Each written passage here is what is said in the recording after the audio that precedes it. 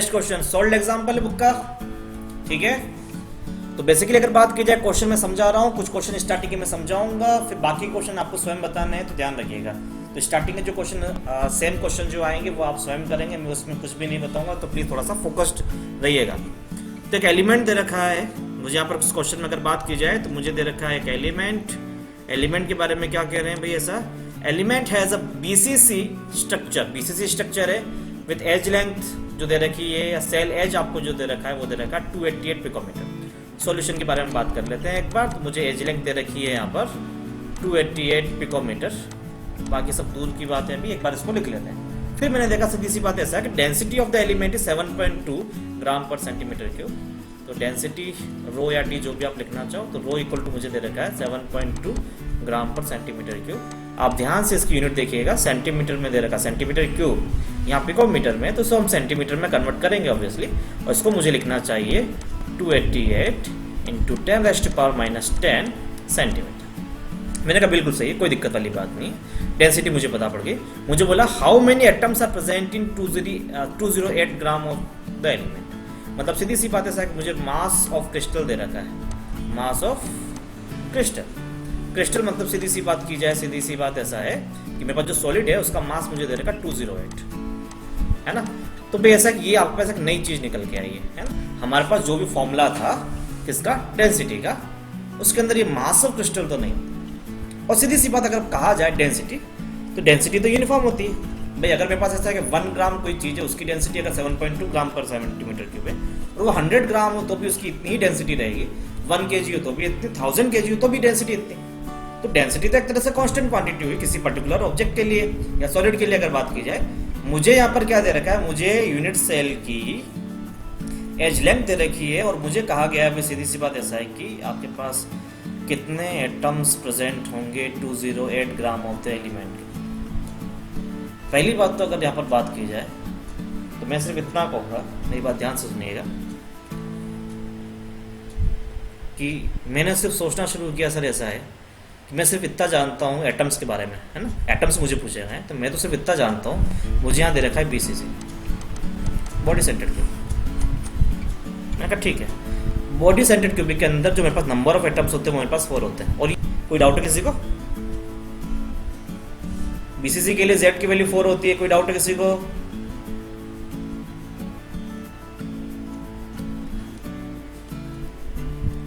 अरे कुछ तो रिप्लाई करो भाई। कितना होता है, कितना होता है भाई, कितना होता है? हाँ नहीं होती, कितना 2, बिल्कुल। Z की वैल्यू मेरे पास होती है कितनी, 2। नंबर ऑफ एटम्स जो कंट्रीब्यूटेड एटम्स जो मेरे पास आते हैं BCC के लिए वो आते हैं 2। तो मैंने कहा सर ऐसा है कि एक BCC यूनिट सेल के अंदर 2 एटम्स होते हैं। एक एटम का मास मुझे पता है क्या? मैंने कहा आई डोंट नो, मुझे नहीं पता। मुझे डेंसिटी दे रखी है, मैंने कहा ठीक है, पर सेंटीमीटर क्यूब के हिसाब से। ओके, तो मैं सबसे पहले निकालूंगा volume of unit cell, unit cell का वॉल्यूम कितना हो सकता है। तो मैंने कहा यूनिट सेल का वॉल्यूम होता है मेरे पास 1 क्यूब। मैंने कहा बिल्कुल ठीक है, कैसे आएगा, कैसे निकालेंगे? तो मैंने कहा भाई सीधी सी बात ऐसा है कि 1 क्यूब मतलब सीधी सी बात है 288 इंटू 10⁻⁻10 का होल क्यूब। सिंपल सा आपने क्या किया, यहाँ पर होल क्यूब किया, ठीक है।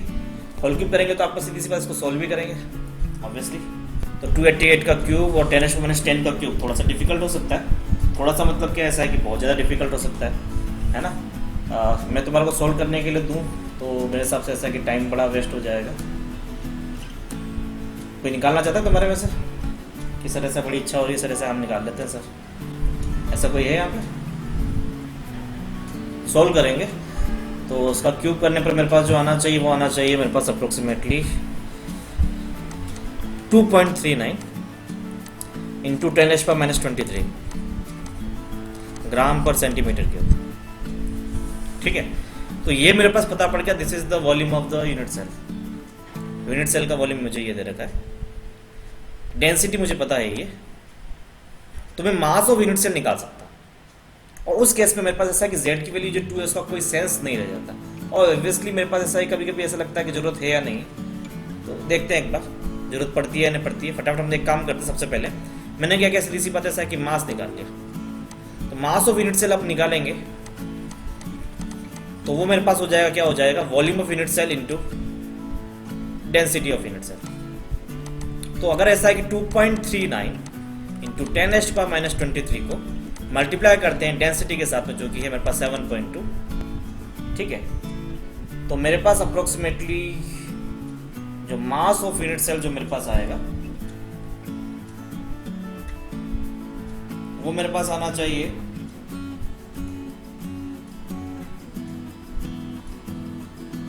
17.202, है ना, 17.208 है ना, इंटू 10⁻⁻23, ऐसा कुछ।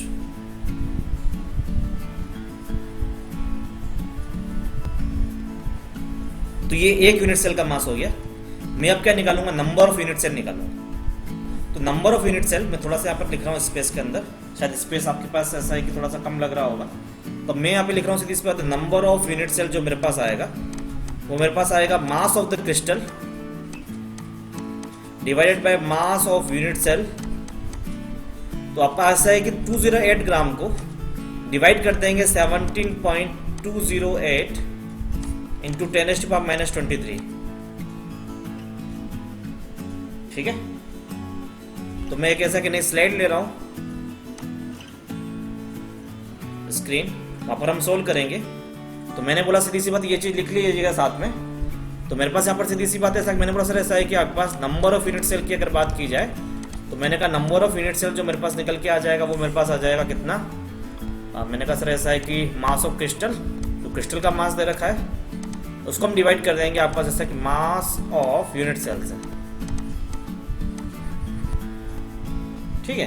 तो मेरे पास ऐसा है कि यहाँ पर जो सोल्व करने पर मेरे पास जो आएगा 208 था मेरे पास, जहाँ तक याद है, आई थिंक 208 था,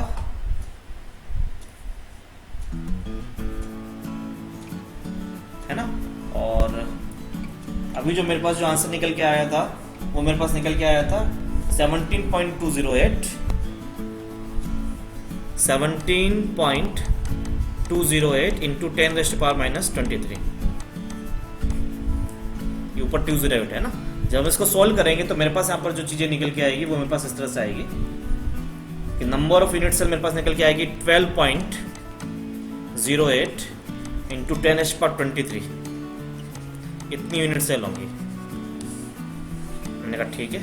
क्या मुझे नंबर ऑफ यूनिट सेल पूछा क्या? मैंने कहा नहीं, मुझे क्वेश्चन में पूछा गया था कि सीधी सी बात ऐसा है कि कितने एटम्स प्रेजेंट होंगे 208 ग्राम में। मैंने अभी क्या किया, मैंने sir number of unit cell निकाल दिया। किस तरह से निकाले? आपके पास मास ऑफ क्रिस्टल को मास ऑफ यूनिट सेल से डिवाइड किया, इतनी यूनिट सेल आ गई है मेरे पास। मैंने कहा सीधी सी बात ऐसा है कि अब रोल आता है जेड का। मैंने कहा सीधी सी बात since number of atoms in one unit cell, one unit cell के अंदर कितने एटम्स होते हैं? मैंने कहा 2, hence number of atoms in 12.08 into 10⁻23 unit cell. तो 2 को मल्टीप्लाई कर देंगे 12.08 इंटू 10⁻23, तो मेरे पास ये हो जाएगा आपके पास 24.16 इंटू 10⁻23 एटम्स। समझ में आ रही बात? कोई डाउट है किसी को? कोई डाउट है किसी को? हाँ ना बोलो भाई फटाफट, हाँ ना बोलो भाई, ध्यान से समझो। मुझे क्या दे रखा था, फिर से फटाफट से बात कर रहा हूँ, ध्यान से देखना है ना। तुम्हारे पास लिखा हुआ होगा तो वो मैं पीछे पेज पे नहीं जा सकता, तो उसके लिए माफ कीजिएगा, है ना। तो क्वेश्चन मेरे पास ये था, सीधी सी बात ऐसा है कि मुझे क्या दे रखा है, डेंसिटी दे रखी है। किसकी? मैंने कहा सर ऐसा क्रिस्टल की। और क्या दे रखा है? मैंने कहा सर बीसीसी अरेंजमेंट दे रखा है। और क्या दे रखा है? और दे रखा है मुझे सीधी सी बात ऐसा है कि एज लेंथ दे रखी है। किसकी? यूनिट सेल की। और साथ में मुझे दे रखा क्रिस्टल का मास। भाई 208 ग्राम आपके हाथ में पकड़ा दिया, तो आपको बोला सर ऐसा 208 ग्राम में टोटल नंबर ऑफ एटम्स कितने होंगे, ठीक है।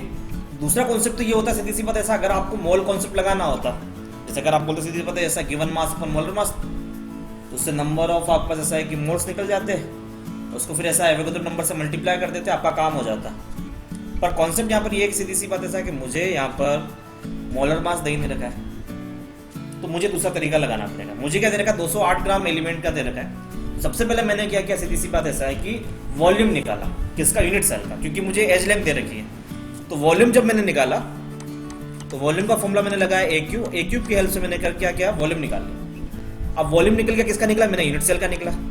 तो वॉल्यूम को हम डेंसिटी से मल्टीप्लाई करते हैं, फॉर्मूला होता है डेंसिटी का, तो मेरे पास मास आता है, मास है ना, डेंसिटी होता है मास में वॉल्यूम, तो वॉल्यूम को डेंसिटी के साथ मल्टीप्लाई किया तो मास आ जाएगा। मास किसका, मैंने कहा सर यूनिट सेल का, यूनिट सेल का मास आ गया। मैंने कहा ठीक है चलो, मुझे एक यूनिट सेल के अंदर कितना मास होता है वो मुझे पता पड़ गया।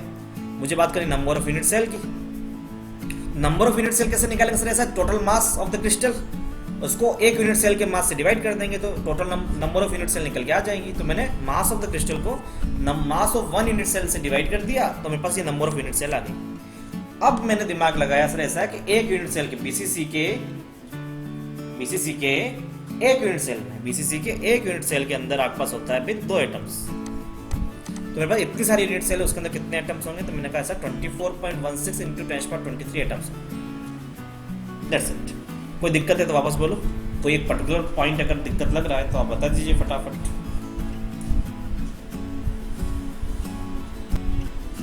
हाँ ना बोलो भाई, फटाफट फटाफट, कोई डाउट हो तो बोलो फटाफट।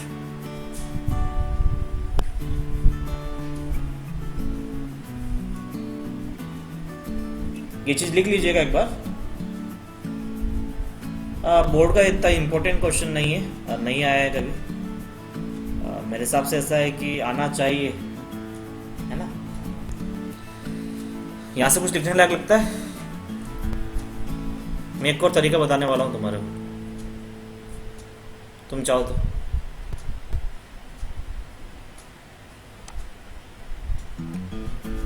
हटा दूं?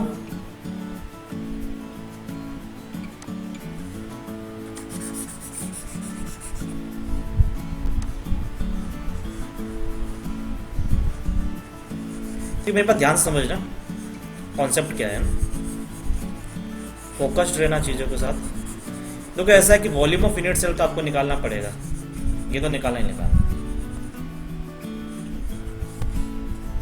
पर इसके बाद हम एक छोटी सी ट्रिक लगा सकते थे, और कॉन्सेप्ट समझना है ऐसा कि चीज़ें क्या चल रही हैं। मैंने कहा समझो आपको ऐसा है कि 208 ग्राम आपको कुछ दिया गया है, एक क्रिस्टल दिया गया इतना बड़ा। आपने इतने पोर्शन के ऊपर आपने क्या किया सर, ऐसा एक सीधी सी बात है, अंदर ध्यान से देखा तो अंदर आपको ध्यान से देखने पर आपको दिखा कि यहाँ पर आपको यूनिट सेल्स थी, इस तरह से डब्बे दिख रहे थे आपको, है ना। ज़्यादा इतना अच्छा परफेक्शन के साथ नहीं बनेगा, उसके लिए माफ़ी चाहूँगा, पर सीधी सी बात है, कोशिश मेरी पूरी है जितना अच्छा बन सकता है। मैंने कहा ठीक। मैंने कहा सीधी सी बात है सर, बहुत सारी यूनिट सेल इस तरह से दिख रही होंगी आपको, आपने बस ऐसा कि एक यूनिट सेल का वॉल्यूम निकाल लिया। मैंने कहा चलो ठीक है,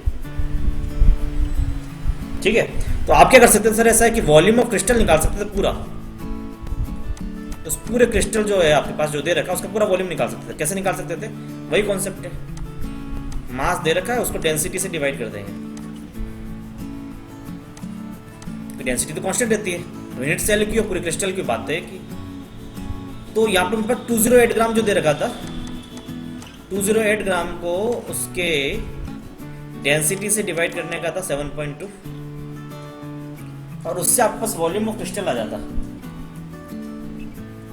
तो वॉल्यूम ऑफ क्रिस्टल जो आपके पास निकल के आता अप्रोक्सीमेटली वो आता आपके पास 28.88 सेंटीमीटर क्यूब। ठीक है, क्लियर है इतना? क्लियर है इतना सभी को? समझ आ रही बात?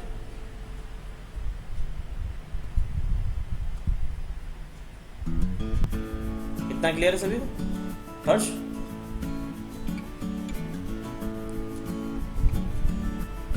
अब बचपन में तुम्हारे कॉन्सेप्ट पढ़े होंगे कुछ मैथमेटिक्स के अंदर। भाई सीधी सी बात ऐसा है कि एक बॉक्स है उसका वॉल्यूम इतना है, ऐसा पढ़ा होगा ना, एक बॉक्स है उसका वॉल्यूम इतना है, तो भाई ऐसा उतने इतने बाई इतने के बॉक्स डालने हैं, तो नंबर ऑफ बॉक्सेस कैसे आएंगे, कितने बॉक्स निकालोगे, तो उसके लिए आप ट्रिक लगा देते हैं कि भाई ऐसा कि बड़े बक्से के अंदर एक और छोटे छोटे बॉक्स आपको अरेंज करने हैं, तो नंबर ऑफ बॉक्स आप निकालने के लिए क्या करते थे, ऐसा कि volume of the big box upon volume of small box, या फिर ऐसा कि आपने दीवार खड़ी की है उसमें कितनी ब्रिक्स आएंगी, तो आप क्या करते थे, वॉल्यूम ऑफ दीवार divided by volume of BRICS, ऐसा करते थे। तो सेम वही है, वॉल्यूम ऑफ क्रिस्टल, अगर आपको नंबर निकालना है तो आप क्या करेंगे, क्रिस्टल के वॉल्यूम में से को डिवाइड कर देंगे वॉल्यूम ऑफ यूनिट सेल, तो भी आपके पास यहाँ पर n जो आएगा ना आपके पास नंबर ऑफ यूनिट सेल, तो आपके पास वही आने वाले हैं सेम।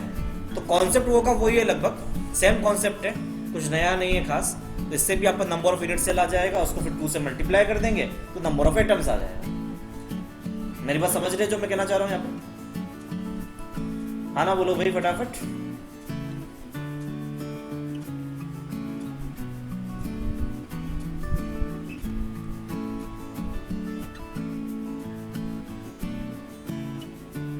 भाई थोड़ा फटाफट करो भाई, नहीं तो ऐसा है कि बाकी जो जितने भी क्वेश्चन जो हैं वो असाइनमेंट में जाएंगे, ध्यान रखना।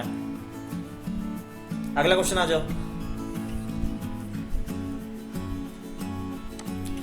डिफ्रैक्शन एक मेथड है, एक्सरे डिफ्रैक्शन मेथड है, जिससे हम क्या करते हैं भाई, ऐसा कि किसी भी क्रिस्टल को एनालाइज करते हैं।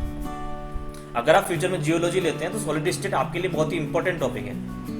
केमिस्ट्री में जितना नहीं आएगा, केमिस्ट्री में 3 साल में बीएससी करोगे तो एक बार आएगा सिर्फ, पर जियोलॉजी बड़ा इंपॉर्टेंट टॉपिक है, तो ध्यान से समझिएगा चीजों को। X ray diffraction studies show that copper crystallises in an FCC unit cell with cell edge of 3.608 × 10⁻⁸। Important क्या है क्वेश्चन को सॉल्व करने के लिए, पहली चीज गिवन लिखो कि गिवन क्या है ऐसा। तो मैंने कहा गिवन है मुझे क्या, मैंने कहा A 3.608 × 10⁻⁸ सेंटीमीटर। मैंने कहा अच्छी बात है, पहले से सेंटीमीटर दे रखा है, क्या चाहिए, है ना, भगवान ने सुन ली पहले ही। In a separate experiment copper is determined to have a density, है ना। एक दूसरा एक्सपेरिमेंट हमने किया जिससे मुझे कॉपर की डेंसिटी निकल के आई, और रो और डी जो भी आप बोलना चाहें आपकी मर्जी, वो आपके पास आई 8.92 ग्राम पर सेंटीमीटर। मैंने okay, no doubt. No calculate the atomic mass of the copper, you have to find the atomic mass of the copper. सोचो फटाफट, ऐसा है कि डेंसिटी ए किस फॉर्मूला में आती है। मैं कहा डेंसिटी ऑफ यूनिट सेल का मेरे पास फॉर्मूला है, since we know that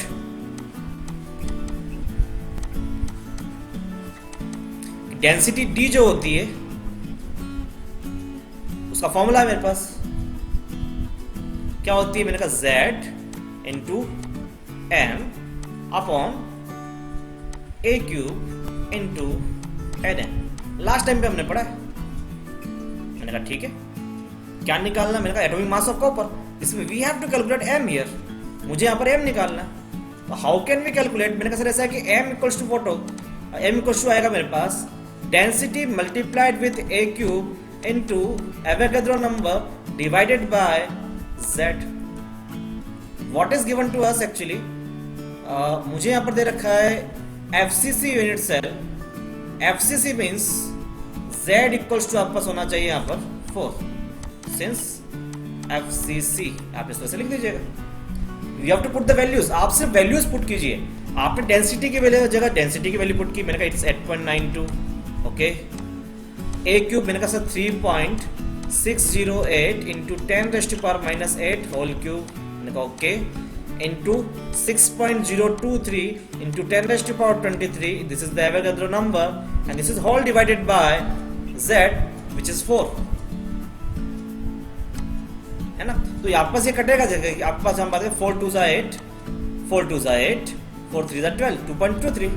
now you have to multiply all this 3, आपको सिर्फ मल्टीप्लाई करना है, you are going to get 3 marks for that.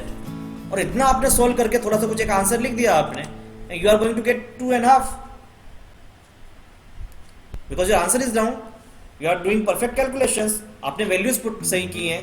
Cube को थोड़ा सा ऐसा 3.6 का क्यूब और 10⁻⁸ का क्यूब करके साथ में लिख दीजिएगा, और लास्ट में फाइनलाइज आंसर लिख दीजिएगा। आपके 2.5 नंबर हो गए 3 में से, और अगर आपको परफेक्ट आंसर आता है तो फिर आप तो फिर जीत ही गए, कुछ बचता ही नहीं है ना। समझ में आ रही बात, आप सभी कर लेंगे इस चीज को, इतना करके लिख दो। समझ में आ रही बात, आंसर आपको देखना है तो मैं बोल रहा हूँ एग्जाम्पल बुक का सोल्ड एग्जाम्पल है 1.4, तो आंसर आप वहां से चेकअप कर सकते, क्रॉस चेक कर सकते हैं। मेथड यही रहेगा, ध्यान रखिएगा सभी, है ना। जब लिख लो तो बता दीजिएगा मुझे सर ऐसा क्या हो गया है। बहुत लल्लू सवाल आते हैं इस चैप्टर से, even for JEE advance also